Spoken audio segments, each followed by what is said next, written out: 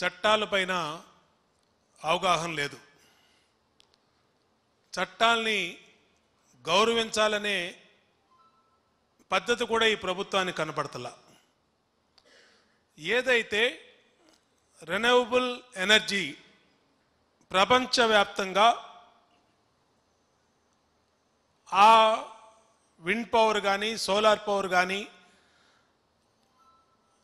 దాంట్లో ముందుకెళ్లాలని ప్రపంచం మొత్తం ముందుకెళ్తా ఉంటే ఆంధ్రప్రదేశ్ ప్రభుత్వం మాత్రం రివర్స్లో వెళ్తూ ఉంది. అన్నిట్లో రివర్స్లో వెళ్తున్నట్టే వీటిల్లో కూడా పీపీఏల మీద కూడా రివర్స్లో వీళ్ళు చర్యలు తీసుకున్నారు. అంటే ఎంత మొండి ప్రభుత్వం అంటే ఇది. దీని మీద కేంద్ర ప్రభుత్వానికి, ప్రధానమంత్రి గారికి, రాష్ట్ర ముఖ్యమంత్రి జగన్ రెడ్డి గారు నేను ముందే చెప్పాను ఆయనకి అని అన్నారు. సాక్షాత్తు సెంట్రల్ గవర్నమెంట్ ఆఫ్ ఇండియా మంత్రి సింగ్ గారు దీనికి ప్రధానమంత్రి గారికి కానీ అమిత్ షా గారికి కానీ సమాచారం లేదు అన్నారు. పీపీఎల్ అనేది ఆంధ్రప్రదేశ్ రాష్ట్ర ప్రభుత్వం చేసుకునే ఒప్పందాలు కావు. ఇది ఏపీఆర్సీ, సెంట్రల్ గవర్నమెంట్ ఢిల్లీలో ఉన్నటువంటి సిఆర్సీలు వాళ్ళు ఒప్పందాలు చేసుకుంటారు. ఇది ఆంధ్రప్రదేశ్లోని తెలుగుదేశం ప్రభుత్వం మొట్టమొదటిసారిగా చేసుకోలే. భారతదేశంలోని 29 రాష్ట్రాల్లో కూడా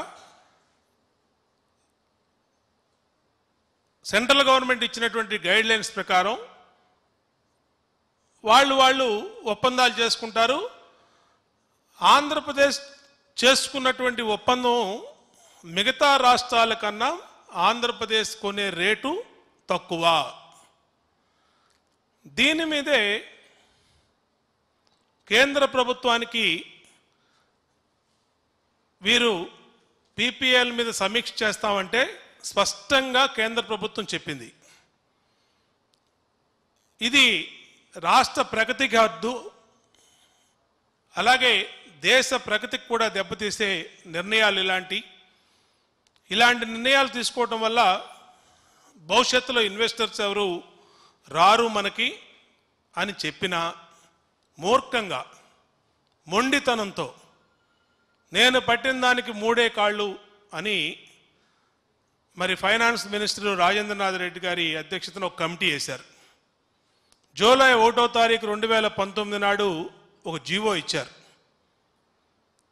ఆ జీవో మీద ఎవరైతే పీపీఎస్ చేసుకున్నారో వాళ్ళు కోర్టుకు వెళ్తే ఇంటీరియం ఆర్డర్ ఇచ్చింది కోర్టు, దీని మీద భవిష్యత్తులో ముందుకెళ్ళొద్దు అని చెప్పి. అయినా సరే దీంట్లో గత తెలుగుదేశం ప్రభుత్వం ఏదో అక్రమాలు చేసింది, అవినీతి చేసింది, 100 కోట్లు మేము దీంట్లో అక్రమాలు జరిగినాయి, దీన్ని మేము ఆపుతాం అని కేంద్ర ప్రభుత్వం ఆమోదించినటువంటి పీపీఎల్ని కేంద్ర ప్రభుత్వం వద్దంటున్న వాటి జోలికి వెళ్ళొద్దు అని చెప్పిన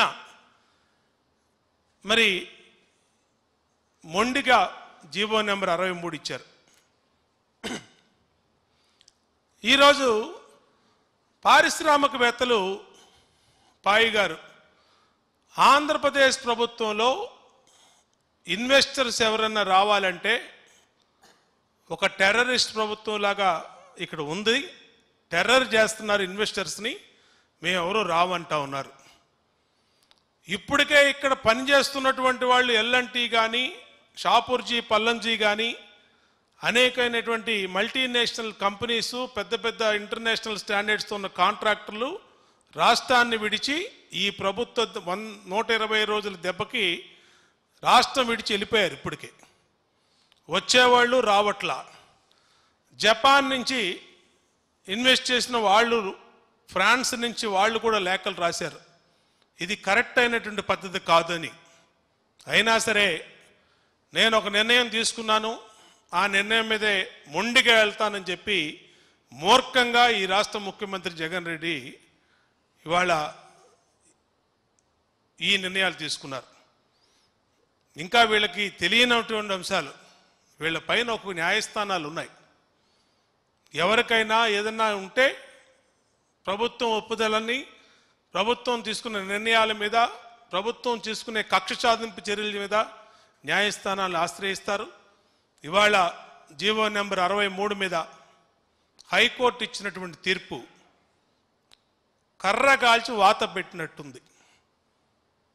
ఈ ప్రభుత్వానికి పెద్ద చెంపపెట్టులాగా ఇవాళ ఉంది. మేము ఇప్పటికైనా సరే ఛాలెంజ్ చేస్తూ ఉన్నాం. భారతదేశంలోనే ఎక్కడా ఎటువంటి లోటు పాట్లు జరగకుండా ఆంధ్రప్రదేశ్ గతంలో తెలుగుదేశం ప్రభుత్వం చంద్రబాబు గారి నాయకత్వంలో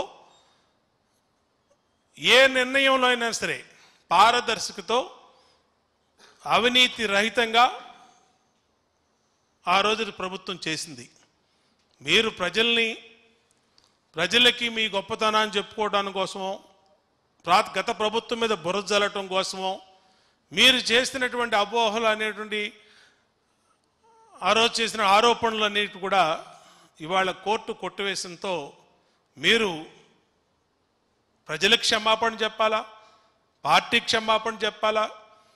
ఇవాళ భవిష్యత్తులో అయినా సరే ఈ కక్ష సాధింపు చర్యలు అనేది ఉండకుండా రాష్ట్ర ప్రగతికి ముందుకెళ్లాల్సినటువంటి అవసరం ఇవాళ ఈ ప్రభుత్వం మీద ఉందని తెలియజేస్తా ఉన్నాం.